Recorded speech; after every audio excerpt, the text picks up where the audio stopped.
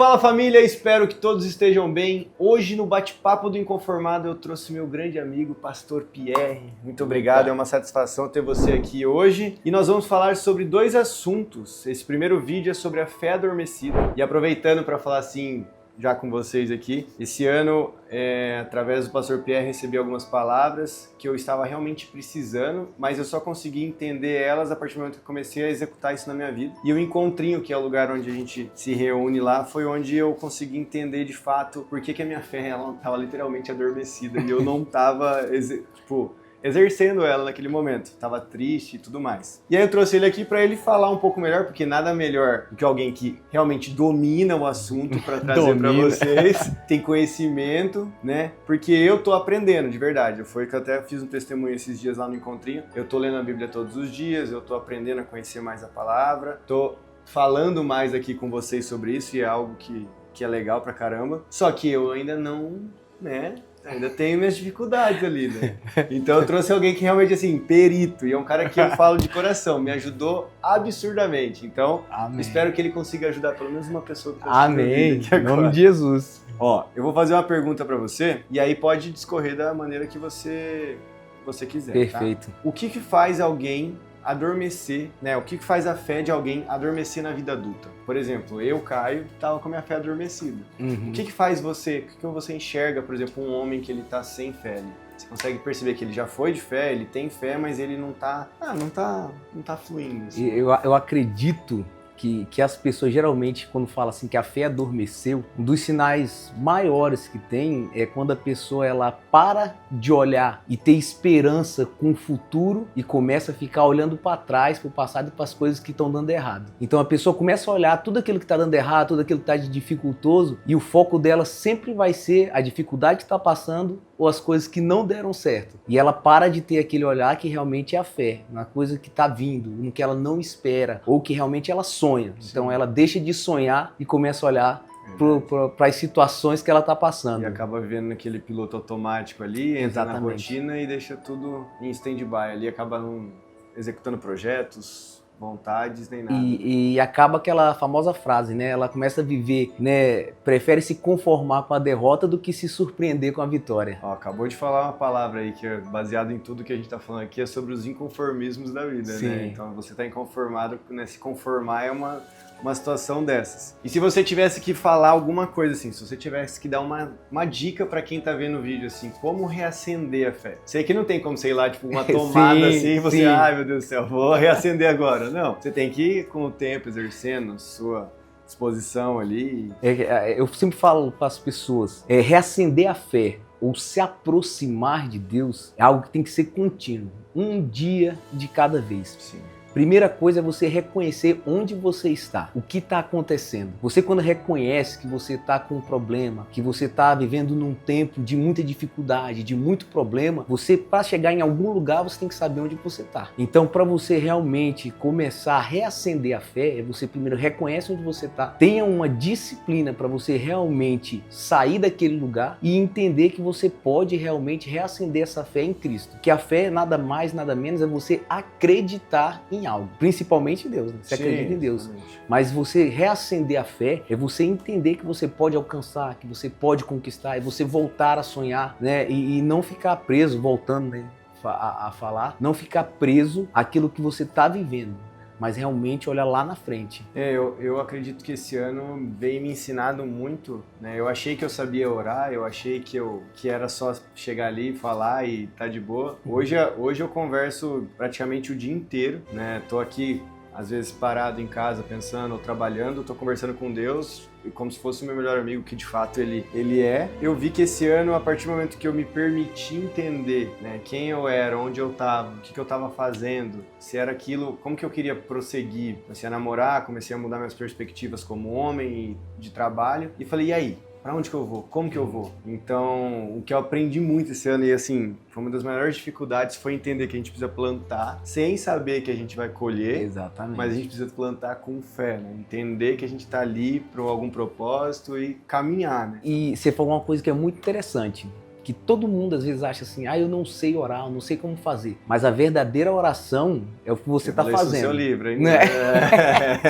A verdadeira oração é isso. É você, qualquer momento, onde você tá, você falar. O mal das pessoas, elas acharem que a oração é quando você se ajoelha e você fala, ó Deus. Mas não, na verdade a oração é quando você abre o seu coração onde você quer. A todo momento. Né? A todo momento. Isso vai trazendo intimidade, isso vai reacendendo a fé. Isso você começa a ter intimidade com Deus. Isso começa a mudar a nossa vida. Hoje eu falo de Deus tranquilamente com qualquer pessoa. Antes eu falava assim tal, até na época que eu joguei nos Estados Unidos lá, eu tinha meu ritual antes de jogar, que eu escutava uma música do Padre Fábio de Mello, acho que era Hei de Vencer, alguma coisa assim. E eu escutava antes do jogo, fazia minha oração daquele modelo e tal. E hoje eu percebo que naquela época eu tinha uma fé, mas era uma fé meio reprimida, assim, sabe? Não era, de fato, esse ano minha vida mudou da água pro vinho, assim. E realmente esse ano eu posso falar que eu converso até com se parar ali na esquina eu vou conversar e vou estar falando de Deus do nada. Parece que é incrível, do nada você começa sempre a dialogar e Deus acaba entrando na conversa. Exatamente, é porque nós crescemos, né, sendo modelados na fé das outras pessoas. Então, geralmente, nós aprendemos o quê? Você tem que ler a Bíblia para você se aproximar de Deus, você tem que orar desse jeito, e você fica mecânico em tudo. Exato. Por isso que eu sempre falo, as pessoas vivem uma religiosidade. E a religiosidade mata. Porque as pessoas acham que eu preciso fazer isso para alcançar isso. E não é. É o natural. A fé ela não pode ser mecânica. A fé ela tem que ser natural. Tem que ser tranquilo. É igual você falou. Antes você fazia um ritual e você falava assim, nossa, tá bom. Mas de repente você descobre que você tendo essa liberdade do seu coração e fazendo de todo o seu coração, orando a qualquer momento, de qualquer maneira, você vai ver que realmente, poxa, eu tô mais próximo de Deus. Sim. Né? Essa fé natural é o que Deus tem para nós.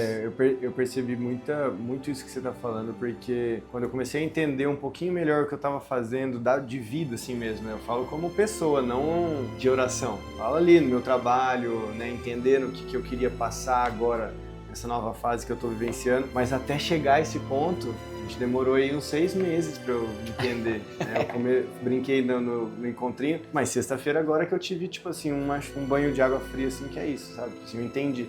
Demorei 6 meses para reacender minha fé, vamos dizer assim. E é apenas o começo. Amém. Porque sempre, cada dia que passa, você vai falar assim, nossa, hoje eu tô melhor do que ontem. Porque é uma caminhada que cada dia você descobre mais. Por isso que a Bíblia fala assim, que é para nós conhecermos e prosseguirmos a conhecer a Deus. Então, cada dia é uma novidade. E agora aqui, vamos ir pro bate-papo final aqui nosso. Se você tivesse aqui para mostrar para alguém, como que aquela pessoa ela percebe que a fé dela deixou de existir? Por exemplo, eu, Caio, minha fé deixou de existir quando eu simplesmente não estava mais acordando com disposição.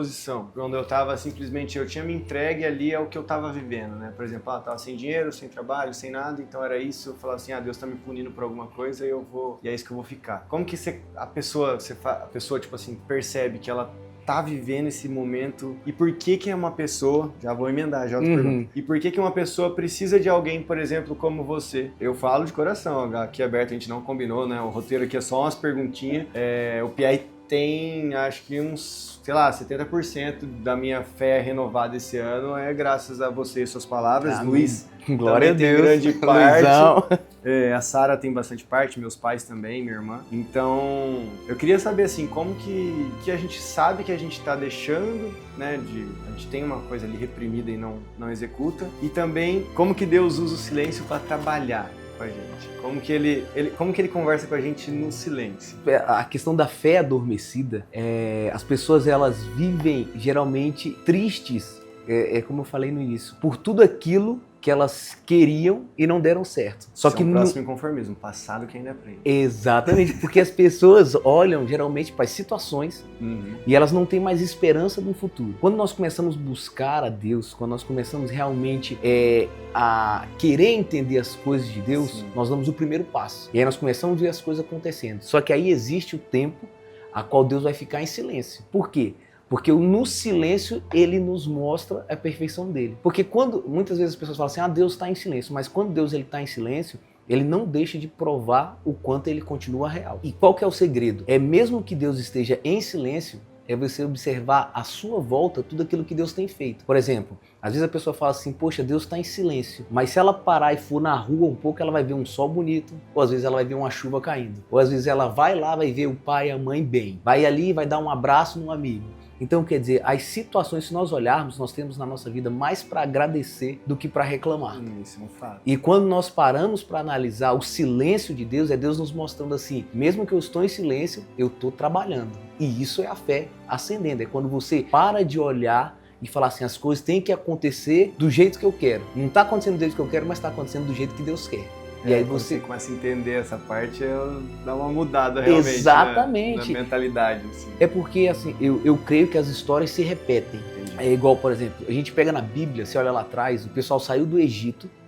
E quando eles saíram do Egito, eles chegaram no deserto, eles começaram a reclamar, porque eles estavam no deserto. A Bíblia fala que durante o dia, Deus era uma nuvem de glória. E à noite ele era uma coluna de fogo no deserto. Imagina, a pessoa está numa tenda, ela abre a tenda, está ali uma coluna de fogo. E o povo só se movia do deserto quando essa coluna de fogo se movia. Se ela tivesse parado, eles ficavam ali. Se a nuvem de glória durante o dia se movimentasse, todo mundo pegava tudo e se movimentava. E aí o que acontece? Só que a Bíblia diz que eles começam a reclamar no deserto. E aí quando a gente para olhar agora, a gente fala assim, nossa, se fosse eu lá, eu não reclamava. Eu abria aqui e falava, puxa, uma nuvem, é a presença de Deus. Só que a gente faz isso hoje. Então, antigamente, o que o pessoal fazia? O pessoal abria e falava assim, nossa, eu quero dormir, mas essa coluna de fogo, essa claridade tá me atrapalhando. Poxa, hoje Deus mandou codorna do céu. Ah, de novo codorna, tô com saudade da cebola. Então o pessoal começa a reclamar. Aí você fala, não, se fosse eu não reclamava. Mas hoje as pessoas fazem a mesma coisa. Isso é verdade, a pessoa tem o café da manhã e ela às vezes nem agradece. E reclama, poxa, mas de novo, pão com cafezinho. Ou às vezes a pessoa não agradece pelo almoço, pela janta, não agradece pela roupa. E ela não para perceber que tem gente que não tem o café da manhã, tem gente que não tem a roupa para vestir, tem gente que não tem a coberta no momento do frio, tem gente que mora na rua. Então as pessoas hoje em dia têm os sinais de Deus, mas elas não percebem. E elas preferem reclamar. E aí elas olham muitas vezes e falam, Deus está em silêncio. Mas Deus todo dia está mostrando que Ele está presente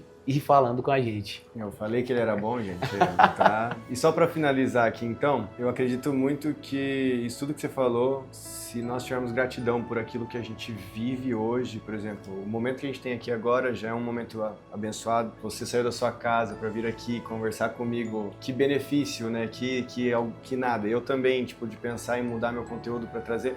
A ideia nossa é sempre fazer o bem ao próximo, né? Eu tava percebendo aqui durante a nossa conversa que a fé adormecida ela tem muito a ver com a gratidão mesmo. Sim. Porque você entender, né, os princípios, né, os inconformismos até chegar aqui foi piloto automático. Então a ideia era você sair do piloto automático, bagunça financeira, organizar a casa financeira, porque a saúde do homem financeiro pesa muito no mental e emocional.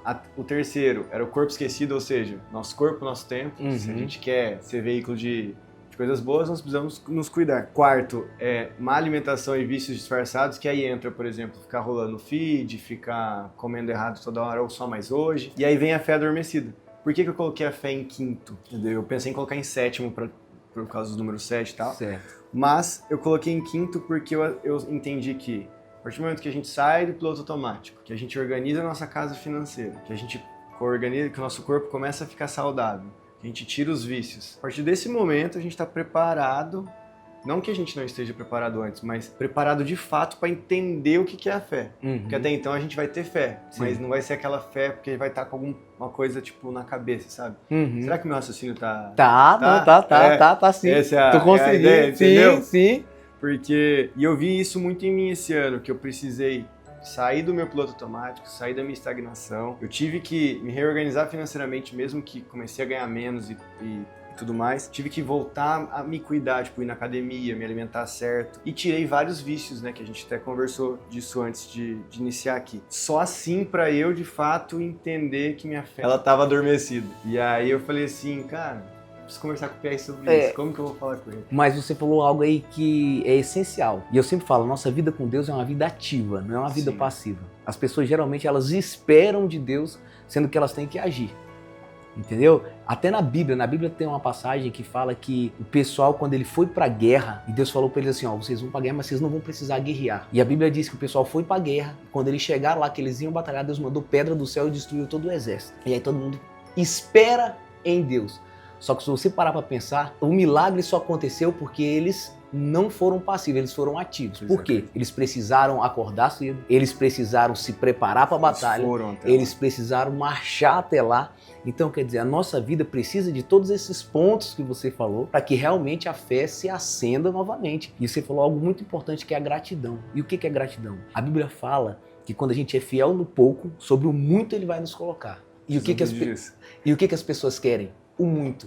Só que elas não entendem que se nós somos fiéis no pouco. E o pouco não é quando você está em necessidade. Não, o pouco é você ser grato por tudo aquilo que Deus tem feito. Por tudo aquilo que você tem, né? Exatamente. Eu fiz um vídeo exatamente sobre isso esses dias, que eu já tive muito, assim, não muito, nossa, mas eu já tive momentos de estar muito bem, por exemplo, financeiramente, e já tive momentos de não estar tão bem. Sim. O fato de eu entender essa balança, no começo foi muito difícil. Sim. Quando eu voltei a ter menos, eu falei, caraca, como assim?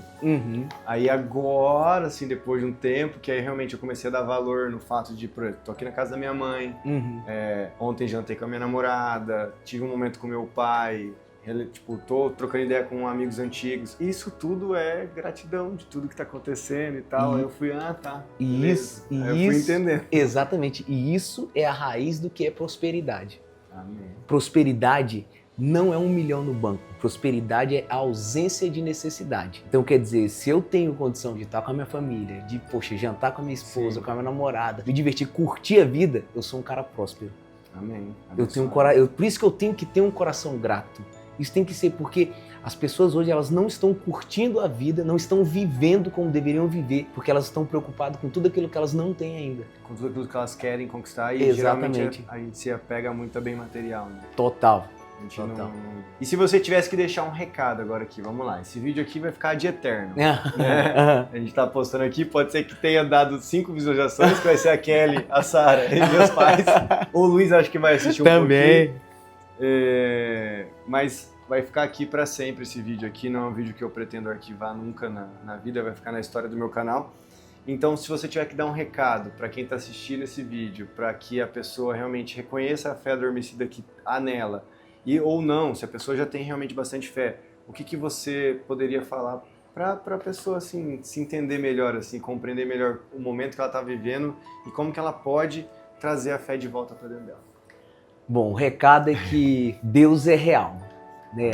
Quando a gente fala a respeito de Deus, né, nós fomos ensinados de maneira errada. Né? Desde pequeno as pessoas falam assim, ora pro papai do céu, que tá lá no céu que ele vai te ouvir. Ou então, se você fizer isso errado, Deus castiga. Sim, eu lembro dessa sua... Não é? A gente aprende que é o Deus distante ou o Deus que castiga. Então, a mensagem que eu deixo é que Deus é um Deus real, um Deus próximo. E o que nós devemos fazer é um dia de cada vez. Um pouquinho de cada vez, não é tentar fazer tudo de uma vez só. Ora um pouquinho mais, leia a Bíblia um pouquinho mais, busque a Deus um pouquinho mais e cada dia vocês vão se surpreender com tudo aquilo que Deus vai fazer na vida de vocês. Amém. É isso então, e esse foi o final do bate-papo do Inconformado sobre a fé adormecida. Espero que vocês tenham gostado. Quem não é inscrito já se inscreve, deixa o like, aquela coisa arada, tá? Que você também tá acostumado já. E se você tem alguma coisa que você tá inconformado na sua vida ou algum momento que você quer compartilhar, deixa nos comentários aqui que a gente vai estar lendo e quem sabe a gente não consegue trazer alguém que saiba sobre o assunto e pode nos ajudar. Fechou? Valeu? Vamos junto. Valeu, obrigado.